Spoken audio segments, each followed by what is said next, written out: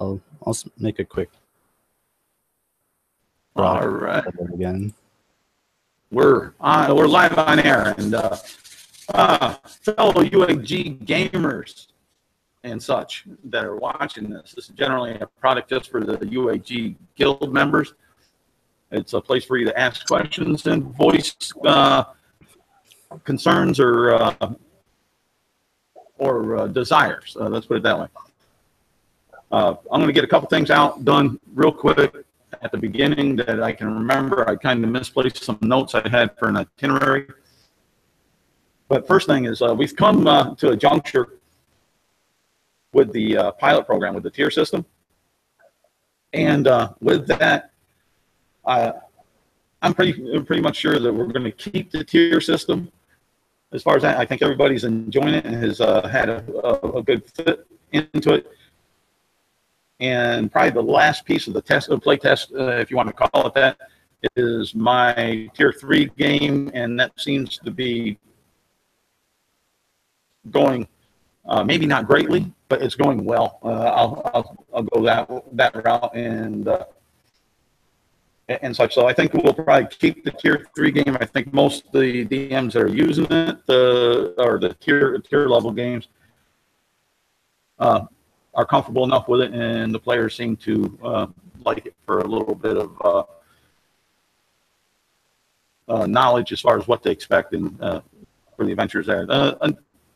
And here we've had a lot of new members, and with that, yeah, all you new members and such, remember, go to the pin post. Read that. That has a lot of very good, useful information. Go to our file section and definitely click on Area with Facts. That has a lot of good reference material to give you some insight. And if you need more clarification, look at some of the videos that we have online because it gives a background on a lot of different story arcs there and some things to expect. It's not mandatory. And really, reading the facts book is not mandatory, but it will help you with expectation management as far as that. Those of you that are new and such, like Lionel has put out there a couple of times, if you are looking for a game and you don't see an event going on, always check the event page because most of us will put an event into the event page, even though it does show up on the main discussion board. But if you're looking for something in a particular time frame and like that, request it. And we've gotten some very active DMs here that may jump into that and be able to provide a product for you in a timeline and. If you're also not looking for. If you're also not looking for a mission, but you're looking to maybe perform a story arc for your character or to develop some ties or NPCs, just and I'll be good to do that. But as far as that, there again, it's and. Some of the newer players and when I say newer players, it doesn't necessarily mean new just to D&D 5, even new to the guild. If you want to get your feet wet and see how it is, those type of games on the resource, I think the arcs on those are resource gathering, some bounties, monster hunts that are run by on some of the different DMs are excellent entry.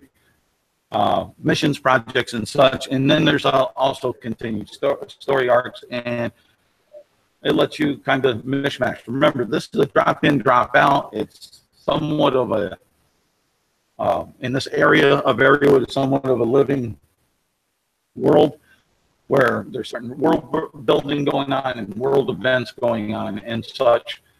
So. Feel free, feel bold, feel brave to come on in, but not to be a real dick. Just try to get along with others, and we'll try not to be a real dick either. You know, as GMs, as far as that, I don't see where so far from watching the games. I haven't watched them all, but most of them that I jump into and out and like that. I think most people will find the GMs reasonable as far as that. Matt's on sideline. He doesn't have video or audio at the moment, and Matt O'Brien, that is. And if there's any questions, Matt, that you have, type them on in to into the chat, and we'll voice them and we'll discuss them. Hopefully, you have answers for you. If not, we'll have a takeaway for the next time so we can get an answer to you. As far as that, here, this product here that we're providing is something to give the members a voice, and also so we can relay certain topics and events that are kind of pertinent to the membership as far as that. Remember, when you participate into one of the guild talks, you get an inspiration point for your character to use. Now, if you've got multiple characters in the guild, then it's up to you to which one you want to pick one. Yeah. And one thing that's, and I'll put this on out there, one thing that's we've agreed to at a very near beginning of this project is that you can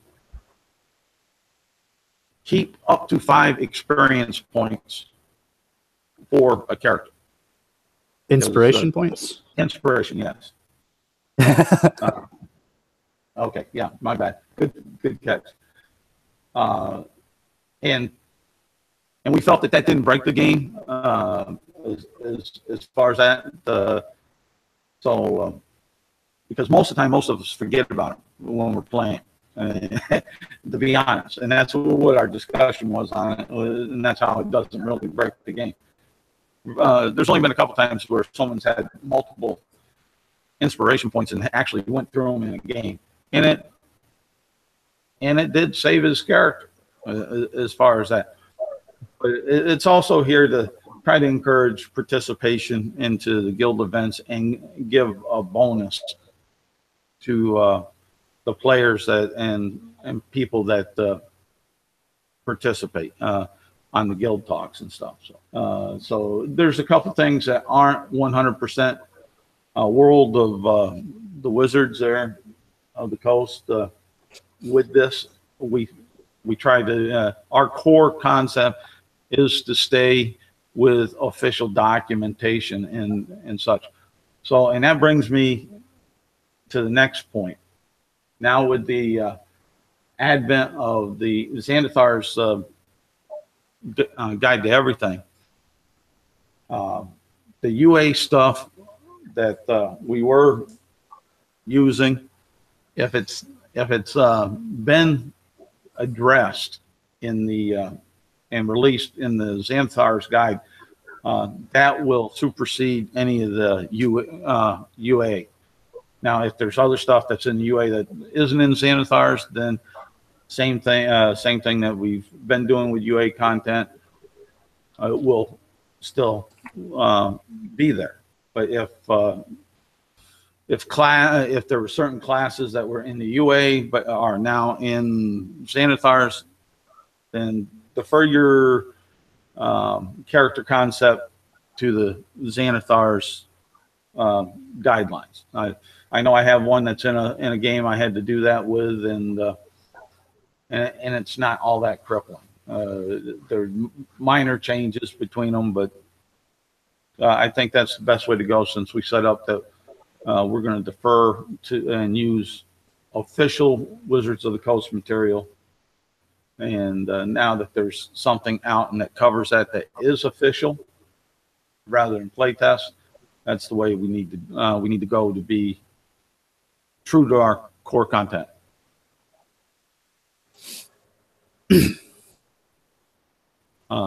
Sounds good. And if you need some assistance with the information in the in Xanathars there. I can assist you with that because just ask, and I have a digitized version, and I can cut and paste what would be relevant to your question. That way we're not getting into copyright problems. It's just a cut and paste. Yeah, this is how from the UA type of thing. But I'd be more than willing to assist in that aspect. Any questions? Not from my end. Okay. How about you, Matthew? I'm glad you got yours. Evil Smirk. Oh. Ooh. Okay, cool. You're good. I don't know. You said Evil Smirk. I don't know how good you are. Maybe chaotic neutral. Chaotic neutral is arguably more evil than evil. So no, that's a misconception. Chaotic neutral is one of my more favorite alignments when they're played right. As far as that, they're evil is for evil's sake. Chaotic neutral is there for their own good. They're self-serving, so they can do good and not get in trouble. They can go along with a good team if it serves their objective, but they don't necessarily have to always stay a goody two-shoes, and they can trip across on the evil side if it's there again for their own good. Hey, we'll say hypothetically, you got a chaotic neutral guy and he's captured, and give him the choice. Hey, you can live and join our little skirmish band, or you can die with your goody friends. Well, that's a half a choice for a chaotic neutral, because it's all about him in his mind. So now he may join up with the evil guys for a little bit and then find a place to escape and get the heck out of Dodge to get back on his course. Those type of things. That's why I said I don't think chaotic neutral is worse than evil. Chaotic evil, lawful evil is even more brutal sometimes. But let's see what Matt is saying here to some of my comments. Read comment above evil smirk. Yeah, I got mine. Yeah, I got that. And more power to you for getting it free. I'm all for free, brother.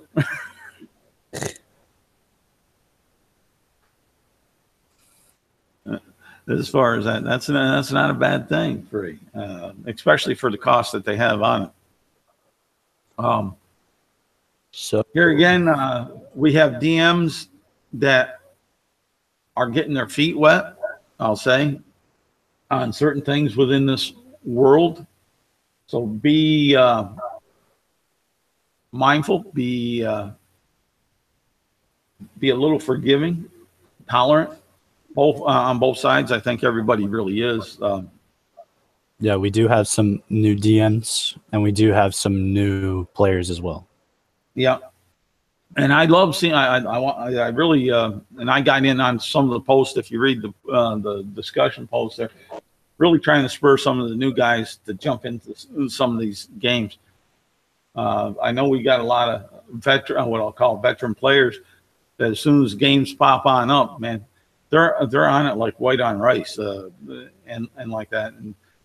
And I'm really trying to kind of spur a moment, because we had one of the newer DMs bring this up on a DM talk, and as far as having games, really some games there for one, newer members to the guild, and two, new D&D 5e players to be more friendly towards them.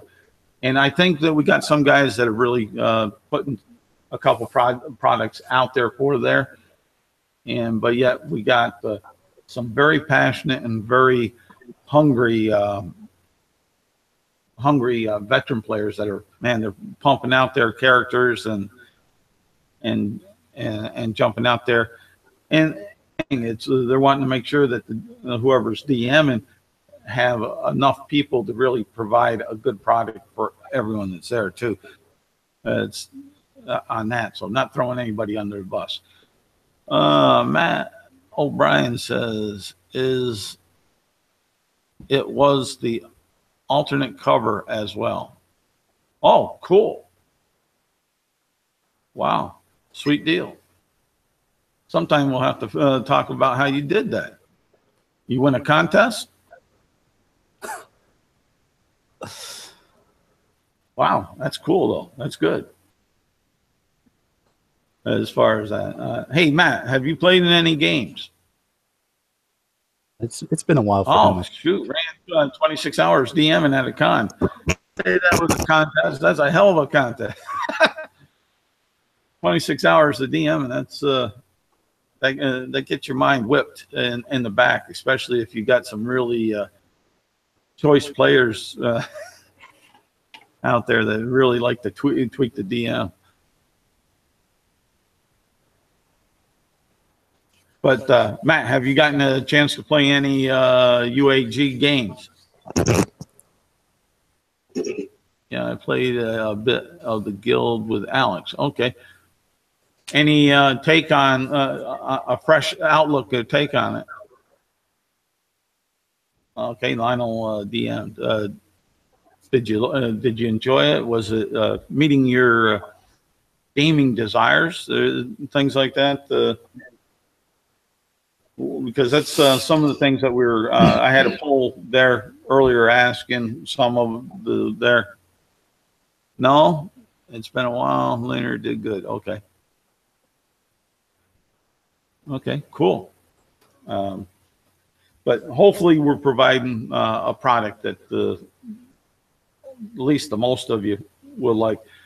I look at it to here, we're almost up to 200 members, and I don't get wrapped up too much on the numbers except for when I'm breaking down demographics or statistics and such. And like when talking to Ian Christian, who helped set this up initially and such, and when we've talked offline about how certain demographical or statistical numbers work on out, and with memberships on these types of things, is that you get about 10% of your numbers in general swag of that are active all the time. So with that, and when we hit 200, what that's telling me is that we should have about 20 people that are active most of the time, and like that out of that the DMs can more or less rely on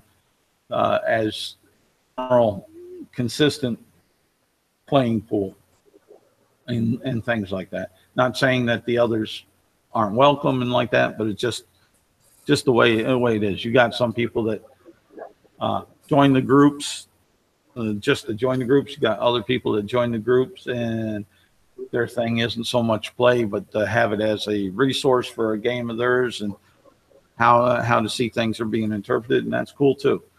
I mean, I'm in several other groups, and I do use them as sounding boards, listening on how they're taking for issues that are creeping up with players and such, to know what pitfalls may be coming for us and how we can avert them with. And that's one of the aspects of our DM talks, is to use that to try to avert and standardize certain things. And let's see here. Matt said, yeah, I'm trying to get a few new members to gaming. Oh, cool. And we want to build up the community here again. And when I say community table, I mean the tabletop RPG community. Yeah, it'd be great for us personally, but it's not a requirement. As long as we got a couple of guys, this group will go on. As long as we got a couple of guys that want to get together and game and have fun. That's really, to me, and it has been from the onstart, the prime end of day aspect. You have fun. Was it worth your time investment? at the end of any of the games. If not, then we need to start talking about how we can address and see if there's a place to come to compromise, because it's not always going to be able to be one-sided that the player always gets his way. I mean, I'm not afraid of saying no. Most time I like to say no, but I do like to say yes, but too. Once in a while, you'll get a hardcore no from me. Hopefully, you can understand it, and hopefully, when the other DMs give you a hardcore no, it's rare. It should be rare, but hopefully understand it. And primarily, it's so that everybody at the gaming table can have fun and doesn't break the game system or the game arc and such, and to allow everybody to have as much limelight as they choose to have for their character in there, not to have someone just tabletop bully, I guess would be a term. I don't know if it's an actual term, but there again, part of the community rules are up there. As far as that, play well with others. Don't be a dick. Want this? Yeah. Hopefully I'll be done here soon. Alrighty. Let's see here. Close that. So we got anything else here? Anybody have questions? Good input, negative input? I mean, I know we can get thin-skinned as people at times, but really, this is the place to put it. So, and not to remember not to take things personally. We're looking at it on a game context, not a personal context, and how to improve us as a community and improve our games on the table or local.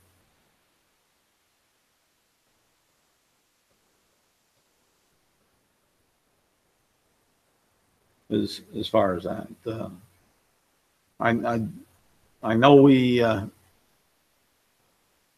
do have discussions sometimes that are out on the discussion board. Hey, that's what it's there for. Yeah. But if this is also for there to ask questions that you keep track of. I thought Lionel might have been here. I thought he had maybe a couple that he was going to ask, but maybe things, I know he's on a different time zone, so maybe things kind of didn't line up as well for him on this one. So, but if you didn't see your question asked here, one, I'd ask you, please write it down in the next one that we'll have, bring it on up. And in the interim, if you feel you need to have that question asked before then, you can always ask it on the discussion board. You'll get inundated with interpretation and direction, but you'll end up with an answer one way or the other. So there again, help each other out. Okay, nothing for you, Matt. Well, thanks for being here. Anything, Alex, else you want to put out? No. All right. Not really. Oh, Caius. Oh, there's okay, cool. Caius. Sorry, I missed the beginning. Oh, that's all right. You'll be able to see it on tape. Any questions? Any questions or things you want to bring up here in the guild? I've been out of it for a while. I haven't really been doing anything recently in the guild, so I'm just checking in. I'll paraphrase pretty much what we were talking about. Get it quick down and dirty, so to say, is the tier system we're going to keep. Mm-hmm. It seems to be acceptable to the majority and like that. And trying to point, we've had a growth in membership, and trying to point the folks on that, how to best integrate in, going back to the Areawood facts in the files, look at some of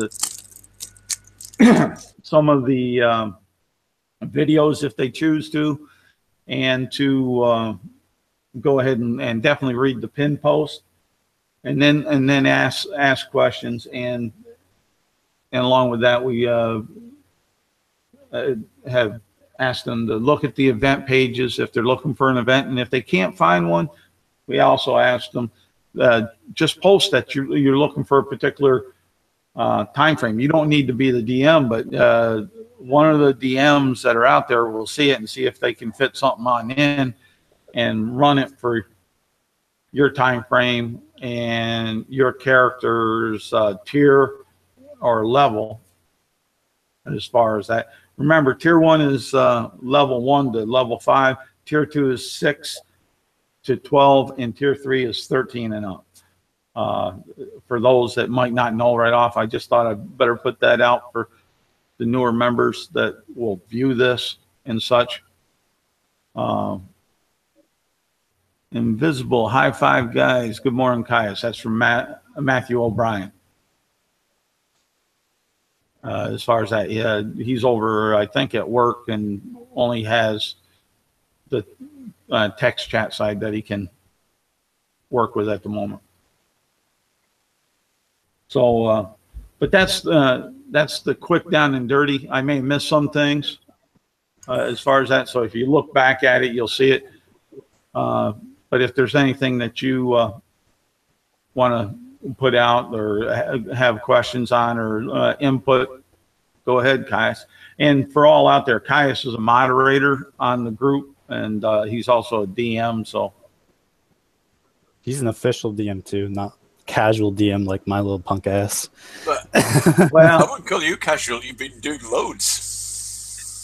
Well, yeah, and that casual or cameo DM like that, and that's something that we're on the next DM talk. We'll have to talk about, and we'll get the things tightened up on some of that as far as that. But whether as you put it, casual, or I put cameo DM, you still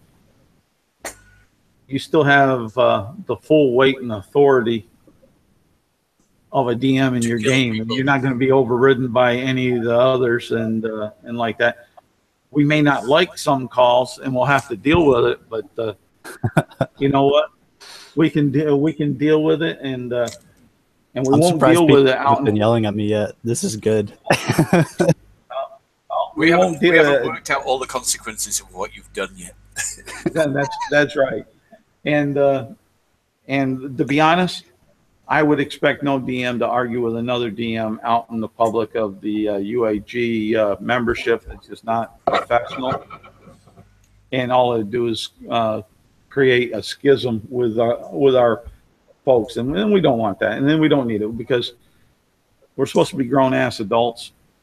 Let's play like grown-ass adults and act like grown-ass adults. This is a game.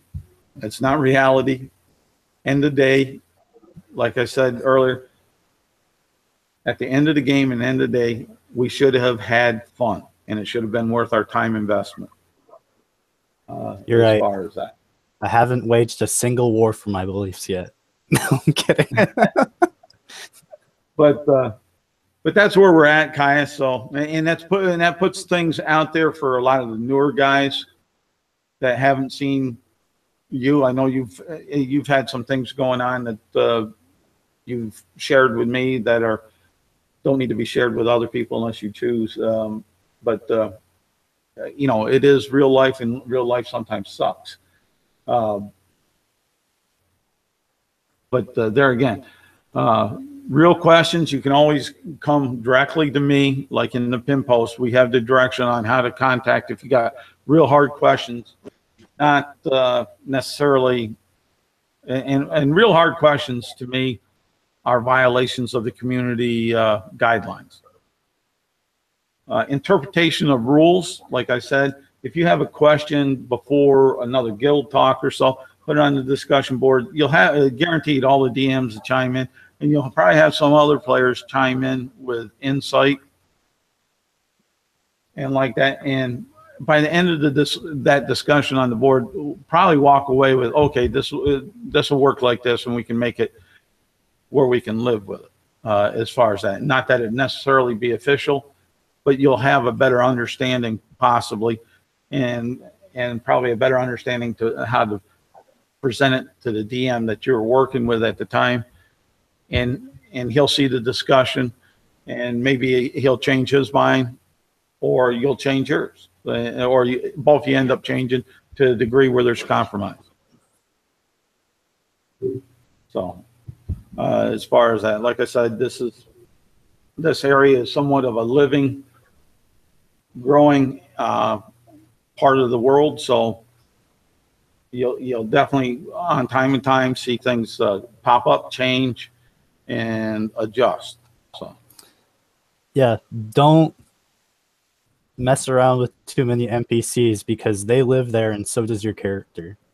Well, I'm not going to say don't mess with them, but here again, like I said on some of the other things like the Amantium and like that on a discussion we were having kind of before the recording start, certain things have certain complications. Amantium is an extremely and a rare metal. It's in the Areawood Facts book. One coin Amantium is worth 1,000 gold pieces. So if you walk around with an Amantium helm, we'll say, and you're in one of the larger cities, you know, those thieves guilds are going to look at it. That's a lot of money, a lot of worth. That's a prized item to steal. Because in 5e, what makes a pound is 50 coins. No matter what the coins are, it's 50 coins. And the way they get around that is by size of coin. You know, 50 copper coins, they're huge. 50 gold or platinum are small. And 50 Amantium coins are even smaller. But the mechanic that Wizards put out there is 50 coins equals a pound. Okay, now you take the 1,000 gold piece value for one Amantium coin, and you know 50 of them make a pound. There gives you part of your formula. Now, how much by the player's handbook does that helm weigh? I don't know what it really weighs. So I'm going to use 2 pounds as just a hypothetical.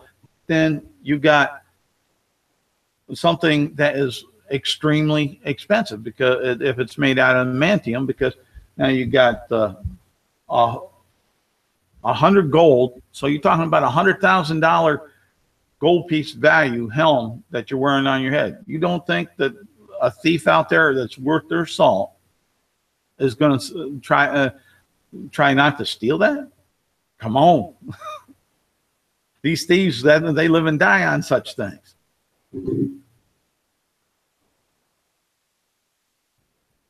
Any comments? I see Caius put grown-ass adults.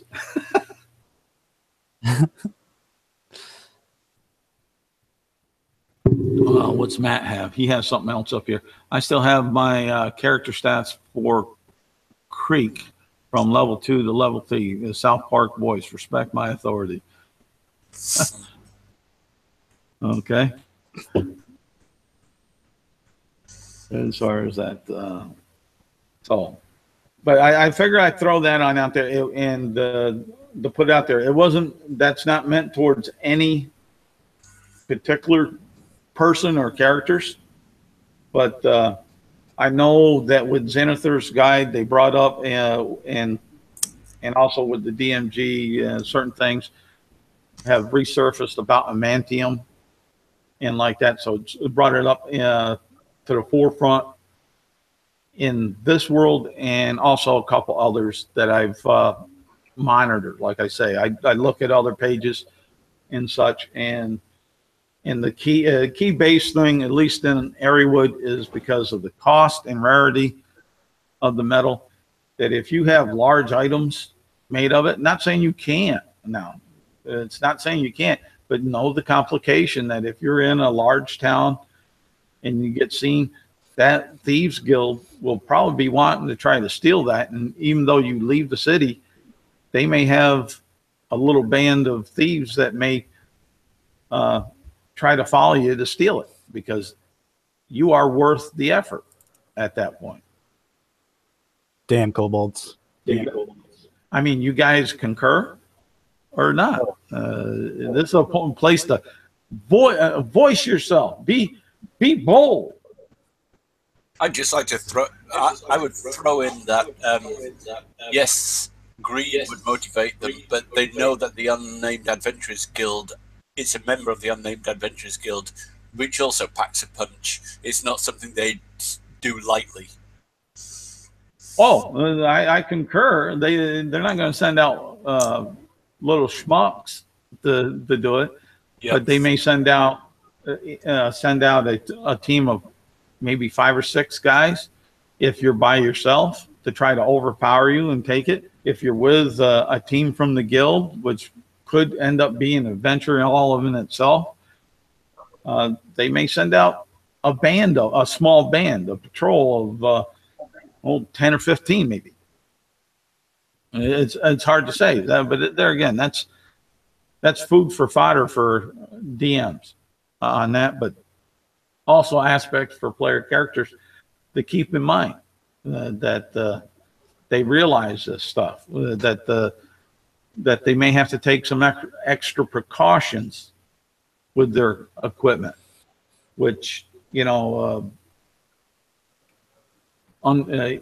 can't, if it's armor, you can't sleep with it all the time and get the benefits of rest. A new member just happens to join the guild a couple days ago. He does a few things here and there, but now your helmet's missing. Well, it could, it could be, and then there's another drive there to try to get it back and find it.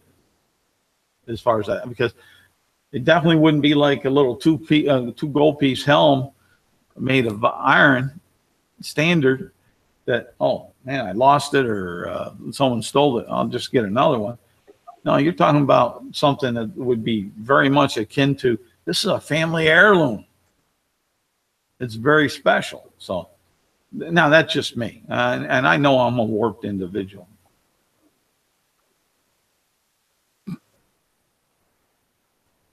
But let's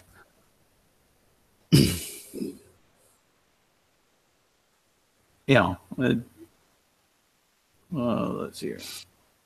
Shaolin Monk Spirit Armor. What the hell is that? He's just referring to the unarmored bonus of the monk class. Oh, okay. But no, it's again, that's an issue that I've seen that we've as DMs here somewhat have ham waved a lot. And I'm not going to tell other DMs necessarily how to play it, but if you're going to be in any of my games, your shit's stolen, punk. No, well, that, but also the fact that if you're going to go ahead and rest, then you're going to have to tell me you're taking your armor to rest to get the benefits of the full benefits of a full rest, or you're not, because there are some rulings about sleeping in armor. And I think sleeping in heavy armor causes levels of exhaustion. Well, this is what I'm talking about, and I'm going to have to bone up a little bit more onto those, but I've seen them played in a couple other games, not that I've played in, but that I've watched, and I kind of like the mechanic in it, and it made sense, especially on the night encounters, when all of a sudden you're awoke and it takes you so much time to put on that armor. Are you going to put the armor on, or are you going to fight and defend yourself? It's a lot quicker to grab your weapon and a shield than it is to put on half plate. by the time you get the half plate on, the battle may be done or you may be dead. I think it's 5 minutes for medium armor, 10 minutes for heavy, and then 1 minute for light. But you can also wear light armor to sleep.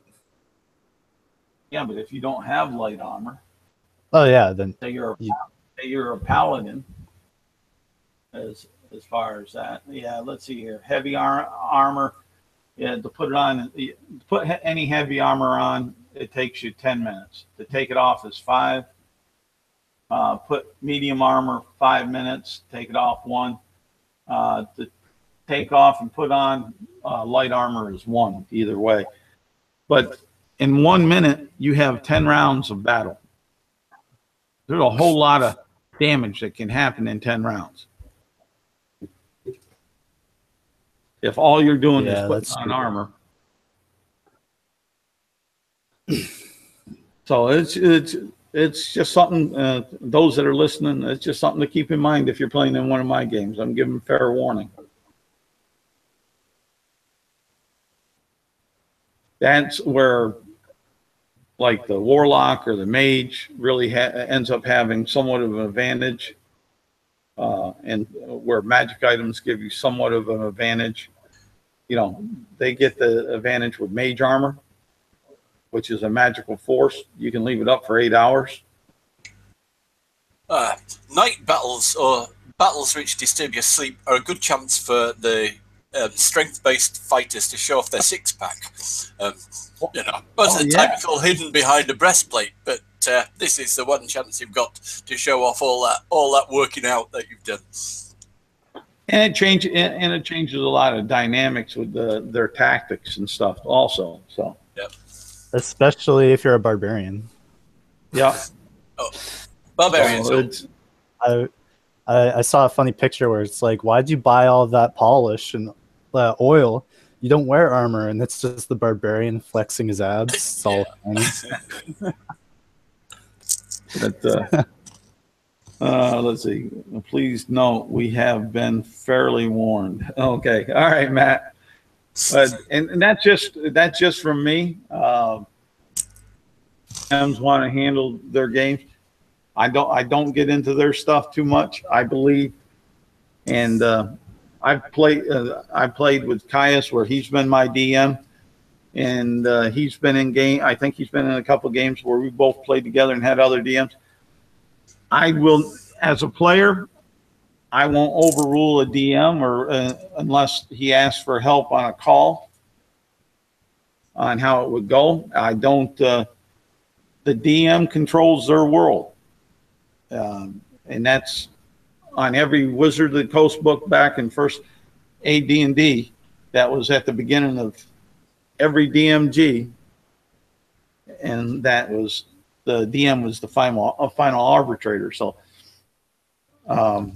that's, and with that, I won't, as a fellow DM, I won't, even if I'm not playing in a game or like that, I won't get in and mess with them too much on it as far as that. If they have questions or not sure, I think there was one of Eric's games where something was going on. There was a question. He didn't have time to look it up. I was watching it on YouTube. I looked it on up and shot it in the message there for him. And like that, so he had reference, not that he necessarily used it, but so he had reference, so he knew where to find it if he needed it. I don't think we try to undermine each other. We got a good team, and I think we got a good community. If from what I've seen, for the most part, I haven't seen a whole lot of schisms as far as that. The one thing I did put in the discussion a while back is, if you choose to leave the group, please let one of us know the reason why. Not that, not that we want you to leave. We would try to see if it's something that we could mitigate to keep you, but if not, that's fine. But we want the input so we can know how to make us better, so we don't lose people for those causes there. So, and we won't hold it against you. You leave, you come back, hey, it's all cool.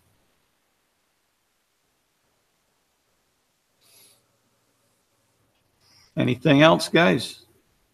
I know I've done not all the talking, but a lot of it on this one. Not pretty much most of it. As far as that. Yeah, go ahead. The only thing I want to, I mean, we could answer some general misconceptions about just general character stuff. Like what? Have you got a list? Oh, a list of general 5th edition misconceptions. No, not really. Although I did want to answer one thing, because I know that we do allow multi-classing and we do allow feats. Yep. And the thing about that I wanted to answer or say about multi-classing is that which is mostly directed towards AC. Unarmored defenses used to stack in older games. They don't in 5th edition. Yep. They're separate formulas. They're not stacking armor bonuses anymore. So you have to pick that you want to use. And I think that was answered in a Sage advice, 3 weeks ago. I think it was that far back. It wasn't terribly far back, but not far back. And it was the same with other types of bonuses. They said if they're the same, from the same basic magic school of bonus, pick the higher one. They won't add. But the one thing you can do with having multiple defenses is that you can switch between them. So if you have Barbarian and Monk for some reason, and your Constitution drops like crazy, you can switch to using Wisdom. Yep. The other thing on multi-class, and I brought it up, I think I talked to some of the guys, the DMs, on it, is that we need to ensure that our characters meet the player's handbook abilities scores for the minimum to be able to multi-class into that particular class that they want to, because the minimum scores on a lot of them to be able to do them are 13s, and to have 13 in a lot of the other scores. Well, let me bring up the player's handbook on that now, so I can really address that. It's about 13 minimum. You need one or two for one or two stats, but you can have standard array. You can really only have one or two multi-classing potential. For standard point buy, if you put all your points up to 13, you can have 4 stats up to 13. I think you can actually have more than. I worked it out. You could get. I thought. Oh, it was maybe because I went for standard human. Yeah. Added 1 to everything as well. That I got. Well, and the thing is not on everything. But here again, the thing is, on the core write-up that we have here, is we accepted for character creation any of the Wizard of the Coast official creation mechanisms, and one of them is to be able to roll your stats. But there's some people that do, some that don't. But my point being is, say you started off as we'll say a warlock. You got to have a minimum 13 wisdom, and you wanted to change, we'll say warlock monk. Well, 13 charisma, you want to change to warlock monk. That means now, besides the 13 charisma, you need to have a 13 dex and a 13 wisdom. As far as that. And I know I think we haven't paid that much attention to some of it, but here again, we want to build we want to build our members to be strong within the guise of the rules. So if they go someplace else, they know that our players are well schooled. Let's put it that way, and they can be respected, not to be too crazy, too Monty Hallish.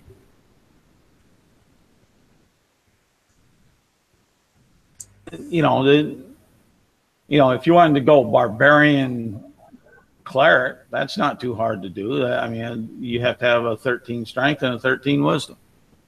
It's not saying we don't allow multi-classing, just some multi-classing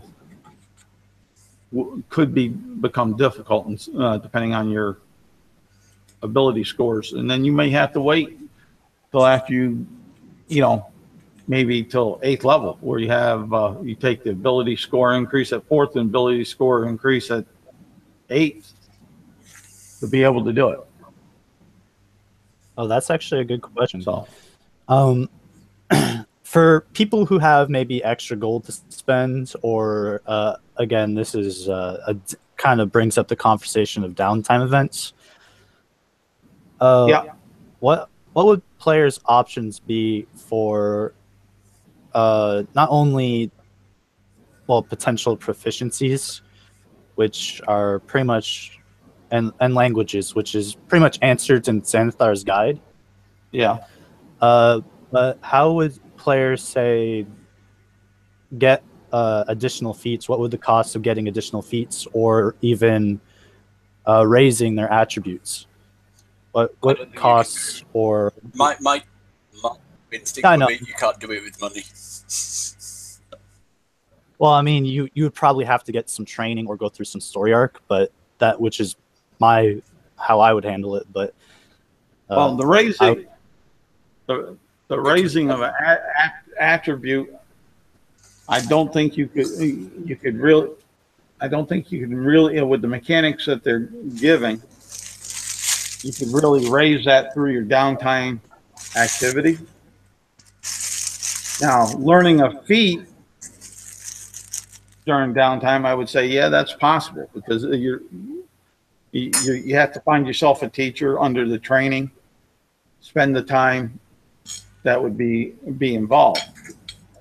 But raising an ability is is a physical, mental aspect. I really don't know how to answer it. I just wouldn't think that during the downtime you'd have enough time to do it. But I'd say that'd probably be a good one to ask Sage Advice to see what their input would be.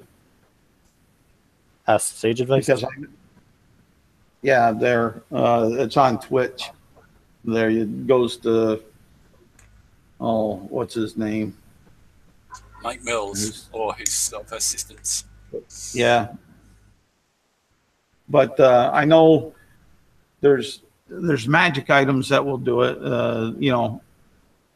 tomes that if you find them, that'll change attributes. And that's kind of where my mind says, well, it's possible, but it's magic that's doing it rather than additional training.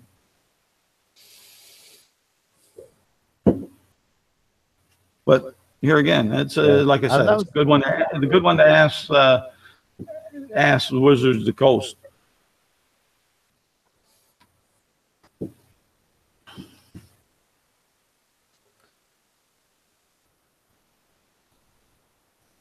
Because the only thing is, to me, I could see things going awry with that. If you're paying to raise your attributes, then you're going to have guys that never, because it'll take a long time to do it, I would say too, but they'll never venture.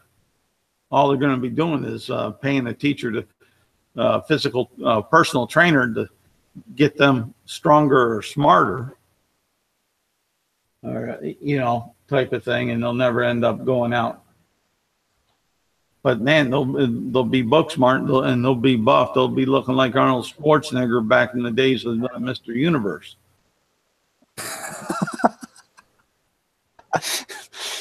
I seen an image of that, and that was disgusting. Like that, like I'm impressed with how muscular he was. Wow.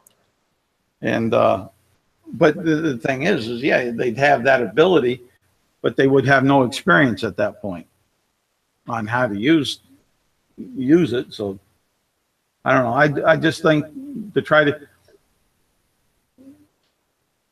like I said earlier, I think when I was talking to a couple of you, 5e is really was meant to be a somewhat light, fast system. I know that the climate seems to be changing somewhat even with Wizards. With it, you're getting additional material, even though they tag it as optional. Community itself, as soon as they see it and they see it from them, they almost subconsciously say that it's official and has to be. But even though the writing before the prefaces say it's optional, so I know we're getting some things. We're getting down in the minutia too much, and we need to defer the minutia to having fun. And if people are enjoying the system because it's fast, simple, and light in that sense, well, don't break it if it's working, is kind of my feeling. I'm not throwing that at anybody in particular. It's nice having tools, if they're recognized as tools for the handbag, to make interesting characters and gameplay. But the kind of hedge on them as this is the codex of the gameplay, and we can't deviate from it. I don't necessarily agree to that. We're here. The DMs have the ability to make on-the-fly calls, and they should keep the rules within mindset of not breaking the game, but it's their world, their story, they're telling. They have the authority of that at that point, and then if it becomes something that's messy, then we as the DM council and the DMs will have to figure out a way to clean it up and learn from it. Let's see here. What's over here? Okay, we have been fairly warned. What questions are you wanting to ask Wizards of the Coast? That would be what Alex was talking about, being able to pay for training on increasing physical attributes or mental attributes, your main attributes. Or learning feats. Yeah, I'm not against learning feats because it's not necessarily a game breaker. Because you're not going to learn a feat. You're not going to learn a feat. You don't even learn a language in just 1 or 2 days of downtime. The Xanathar's guide on that, it takes some time to do it. So it may take you in game between adventuring and everything. It could take you half a year just to learn a language. And what does that mean in game? Do you have to miss the next six adventures, or sort of 12? You know what? If you I think when you're looking at, I think when we were looking at the guidance they gave on training and with language, and I was talking to Lionel with it, that saw that it was going to be like 10 weeks, 8-hour days. You could, and like I told him, you know, looking at the gray, you could actually work technically 16 hours a day learning it. To cut it down in half, it's still going to go up like it was 2 separate days. It's like 25 gold pieces a day or something like that. So if you're going to do 16 hours, it's 50 gold pieces. And don't hold me to the exact number on these, but it just as a recollection that's loose, old man.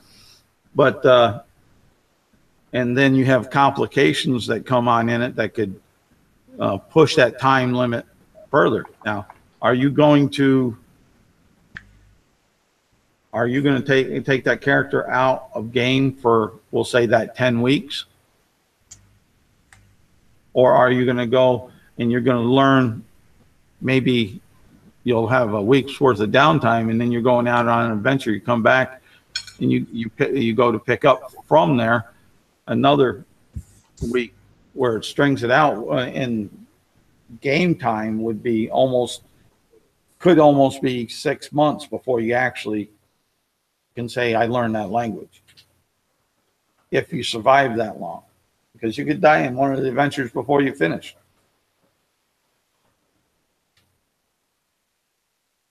But that's a hypothetical situation. I don't know if that really answers that question.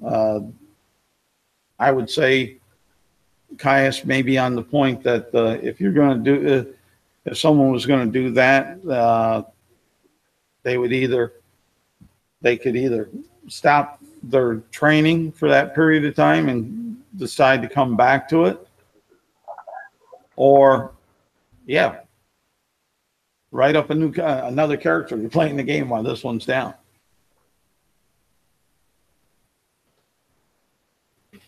But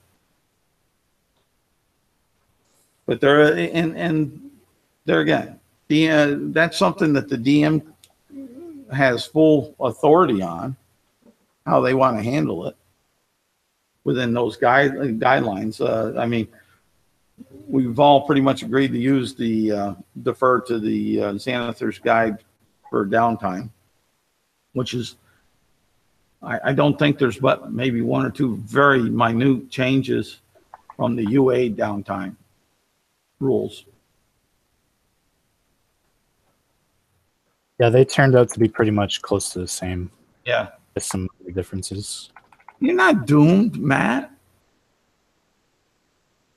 Dying answers all questions. Oh, man. No, your dying doesn't, because your deity is mad at you and says, no, you didn't serve me well. You're going back. Get back there, Stoic. I don't have that iron skull brew yet.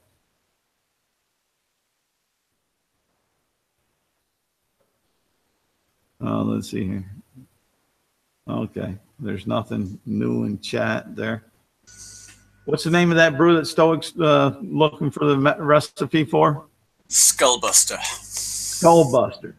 Yeah, until you get that, your deity's going to say, no, you failed me. You got to go back. He's going to end up as a revenant, just sort of searching for a brew that he can't even drink. But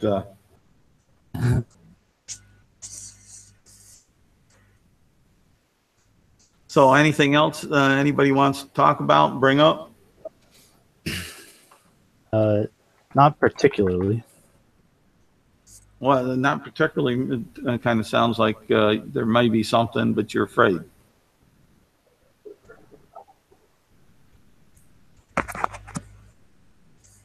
And fear leads to anger, and anger leads to the dark side.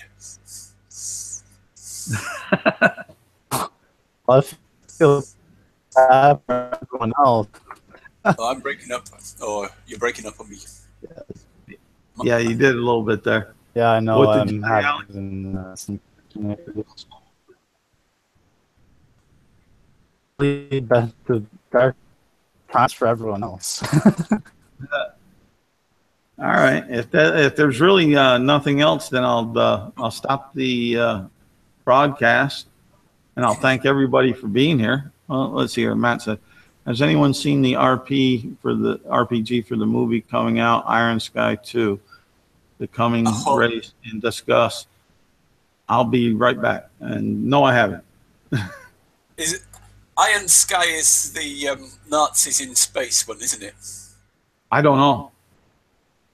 Nazis on the moon. I think Iron Sky is Nazis on the moon. You know, it's. Matt says you're right. But no, I haven't seen either of those, so I'm at a disadvantage. Everyone who hasn't seen it is at a disadvantage. Why is it good? It's my favorite. It's worth watching. It's worth watching. Okay, I'll have to try to find it.